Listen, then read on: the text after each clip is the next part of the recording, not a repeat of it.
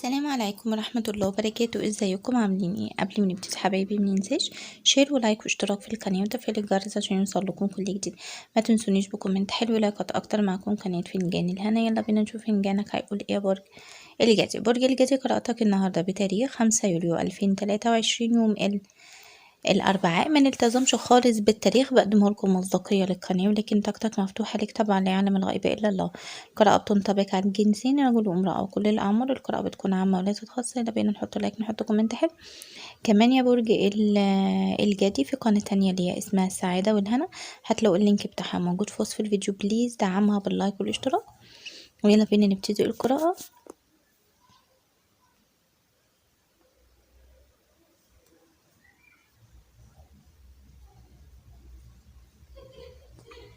طيب برج الجدي، شايفة عند البعض منكم في كتمان اللي كان جواك هتواجهه يا برج الجدي. لو عندك كتمان فشايفة اني هتواجه الكتمان ده،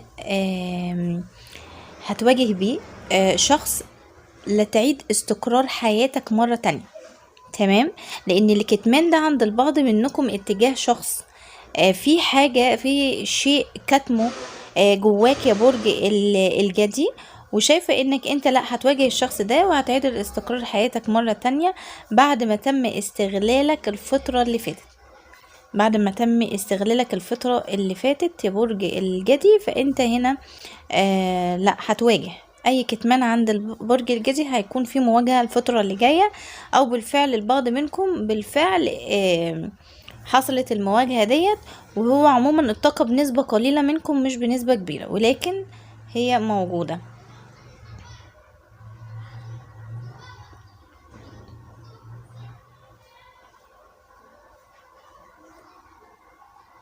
طب البعض منكم في رؤية كده للحبيب يعني في المنام بتاعتك بتتكرر رؤيته كتير، رغم انكم ممكن تكونوا مبتعدين منفصلين، وده سبب انه هو كمان بيفكر فيك وعاوز يرجع لك، يرجع لك تاني، او بيفكر فيك بالفعل. فعشان كده الحبيب بيجي لك بشكل متكرر.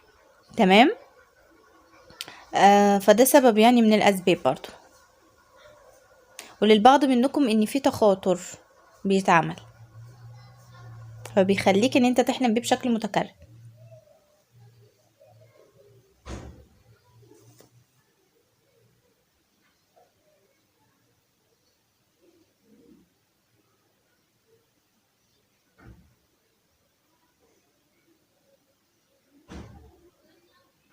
طيب الشهر اللي فات عند البعض كان من أسوأ الشهور ماليا. الشهر اللي فات ده كان للبعض، وهتعوض خسارتك على فكرة، ويرجع استقرارك المادي مرة تانية. يعني لو البعض منكم كان في الشهر اللي فات كده كان في سوء كده شوية من الناحية المالية، فشايفة لا اي خسارة انت خسرتها او اي حاجة فهتعوضها، وكمان هيرجع استقرارك المادي مرة تانية. طب البعض منكم مش من الشهر اللي فات بس، لا ده بقاله فترة، فشايفة اني هيعود ليك استقرار المادي مرة اخرى.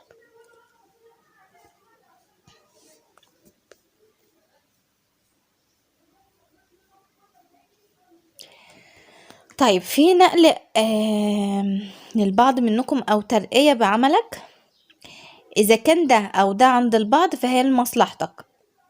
تمام، و...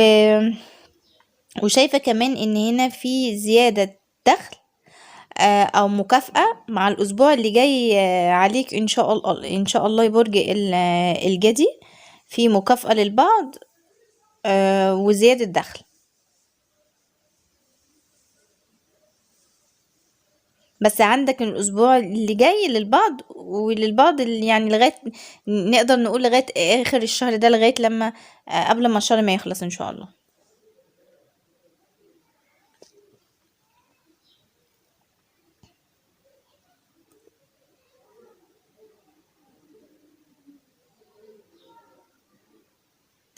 بعدكم كان في انفصال عن شخص، والشخص ده كان خاين. بدأت في انك او هتبتدي في مرحلة التعافي من الانفصال اللي حصل ده، ودخولك في علاقة صادقة، علاقة قوية مرة اخرى. تمام. وللبعض منكم كانت الانفصال عن الشخص ده ما كانش من الناحية العاطفية عند البعض، ولكن البعض منكم كان من الناحية العاطفية. و طب لو ما كانش من الناحية العاطفية، فكان بينك وما بين مثلا صديق، صديقة، حد من الأقارب، أيا كان ايه هي. لكن مش شرط ان يكون الخيانة بس بتكون من الناحية العاطفية بس، لأ.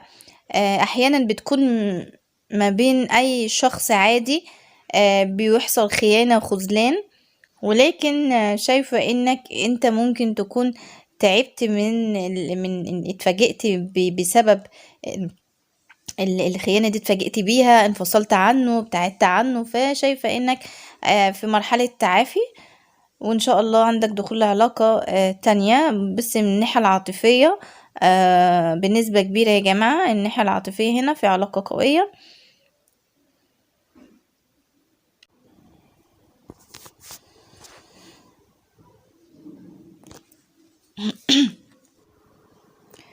البعض مرهق جدا جدا من المسؤوليات ومستمتع في نفس الوقت. يعني في نفس الوقت مستمتع مع انك مرهق، بس مستمتع. وده من طبع برج الجدي، بيتعب ولكن بيحب شغله، بيتعب وبيرهق ومسؤوليته، ولكن برضو يعني بيكون مستمتع من اي مسؤوليات، اذا كان عمل او بيت او بيكون في استمتاع.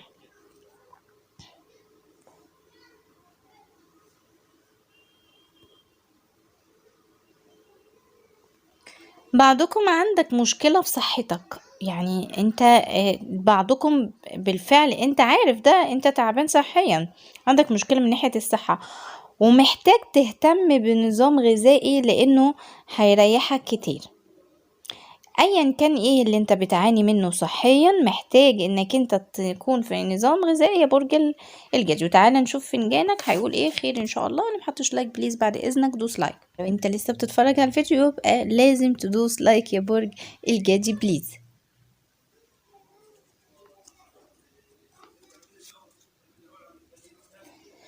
طيب، في تعامل مع اشخاص من خارج محيطك، وشايفة انك انت هنا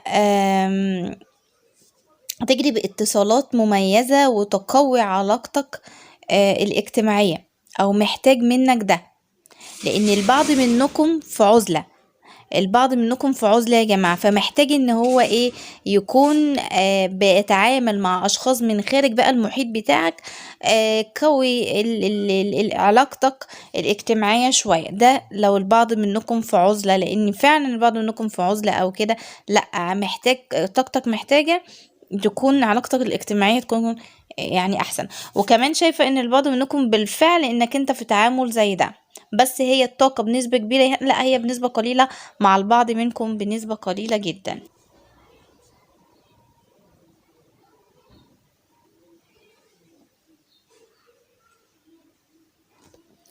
برج الجدي عايزاك تستعد لفترة جيدة وانهي اعمالك وانشغالاتك مع العائلة، لان البعض منكم كده يعني منشغل في اعمال تخص العائلة، مشاكل، حاجات كتير، او تكون حاجات من الماضي تخص العائلة مضايقاك او ايا كان ايه. لا، استعد لفترة جيدة وانهي بقى اي حاجة من دي يا برج الجدي.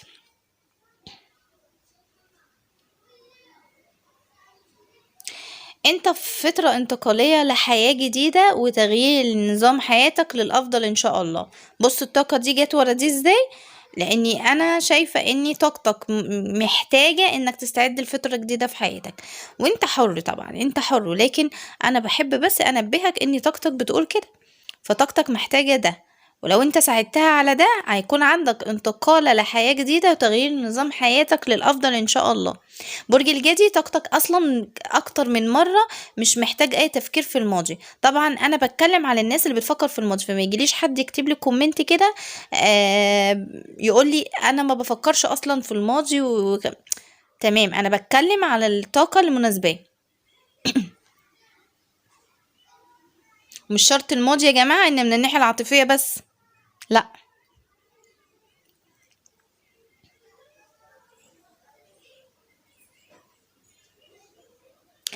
عايزة اقولك ان الفترة الضائقة المالية انتهت او هتنتهي، وانت على موعد مع الخير والرزق الواسع ان شاء الله. بصي طاقتك جميلة ازاي، بس هي محتاجة منك بس ايه، باور كده، محتاجة منك كده تدي الباور لنفسك، تفاؤل، تدي نفسك زقة كده، لان محدش هيديها لك انت اللي تدي نفسك الدفعة دي والزقة دي.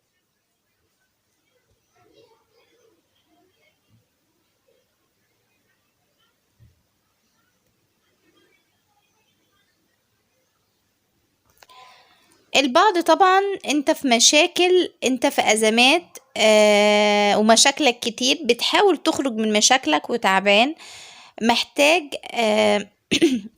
لحل مشاكلك ده. ايه بقى هو؟ آه عشان تخرج من مشاكلك اللي انت محتاج تخرج منها دي، ايه مفتاحها الفترة دي؟ تطنش، عدي، سامح، ربنا هيفرجها وهتفرح. ازاي انا؟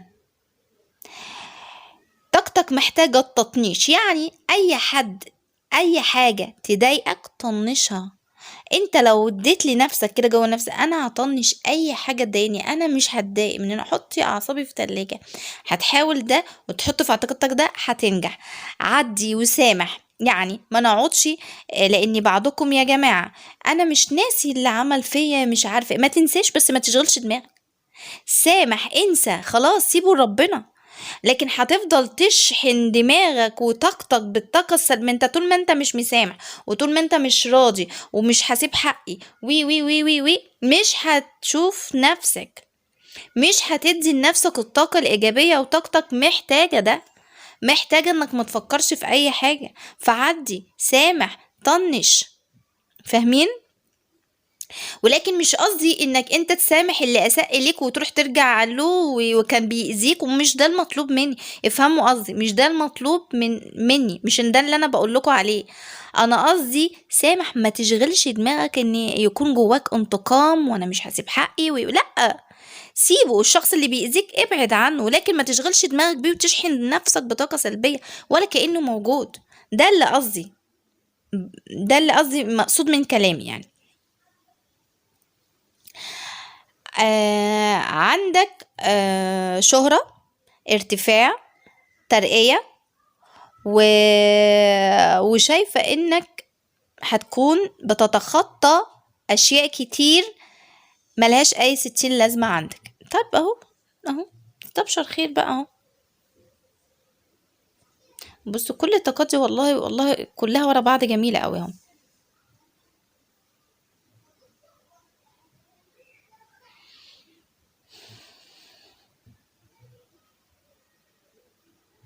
بعد تعب وعذاب سنين هانت خلاص، جايلك نصرة ومعاها فرحة ليك بأمر الله. شايفة اني يعني فرحة متينة جاية بعد نقطتين، مش فرحة عادية، لا، بعد نقطتين، بعد ساعتين يمكن، للبعض بعد يومين، للبعض بعد اسبوعين، بعد شهرين، المهم بعد نقطتين، يعني مش مش بعيدة. طيب في شخص ظلمك فترة كبيرة، الشخص ده بيبدأ يعيد حساباته معاك وبيرجع لك حقك. شخص ظلمك بقاله فترة كبيرة، هو هيبتدي او ان هو بيبتدي اصلا يعيد حساباته معاك وهيرجع لك حقك ده اللي هو ايه؟ ممكن يكون اخد حق منك، ممكن يكون وقع عليك ظلم، ممكن يكون ايا كان ايه هو اخد حقك فيه، فاهمين؟ فشايفة اني لا، هيعيد حساباته او بيعيد حساباته ويرجع لك حقك تاني يا برج الجدي. ممكن حقك ده كرامتك، ممكن حقك ده حاجة اخدها منك، الله اعلم ايه. طيب برج الجديبي، كده انا خلصت قراءتك. تمنوني عليكم في كومنتات، اذا عجبكم الفيديو مننساش شير ولايك واشتراك في القناة وتفعيل الجرس عشان يوصل لكم كل جديد. وبالنهاية انا بشكركم وبتمنى لكم الخير والسعادة والتوفيق في حياتكم. انتظروني في قراءة فنجان جديدة. بحبكم في الله، بحبكم جدا جدا.